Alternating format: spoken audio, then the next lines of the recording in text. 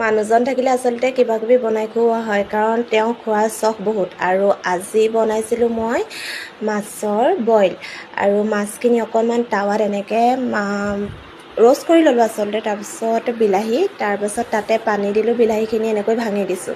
আৰু আদা ৰচুনখিনি মই খুন্দি দিছিলোঁ আকৌ দেই পাছত। এইখিনি অকণমান ভাঙি দিছোঁ, তেতিয়াহে কালাৰটো অকণমান ধুনীয়া হ'ব। তাৰপাছত যিখিনি ভাজি থৈছিলোঁ, মানে টাৱাতে অকণমান গৰমাই লৈছিলোঁ, সেই মাছখিনি মই ইয়াত দি দিলোঁ। ইয়াৰ পাছত আদা ৰচুনৰ পেষ্টটো, জোখমতে নিমখ। আকৌ এইপিনে মই বনাই আছিলোঁ জিকা আৰু আলু, কাৰণ জোল ভাজি বনাই দিব লাগে মাছৰ সৰু দেউতাক। আকৌ এপিনে মাছ ভাজিবলৈ লৈছোঁ। এয়া দেখিছে নহয় কালাৰটো এনেকুৱা হৈছে, আৰু গোন্ধটো বহুত ধুনীয়া হৈছে। তাৰপাছত দেখিছে ঘামি জামি মোৰ মুখৰ অৱস্থা নাই। পাছত যেনিবা মানুহজনে ফেন এখন লগাই দিলে, আৰু লাষ্টৰ লুকটো এইটো হৈছিলে দেই। খাবলৈও টেষ্ট হৈছিলে, কাৰণ মই ইয়াত খৰিচা এড কৰিছিলোঁ। আপোনালোকেও এনেকৈ চিম্পুলকৈ বনাই চাব পাৰে কেতিয়াবা। আৰু আমাৰ দেহাইও এয়া খাইছে।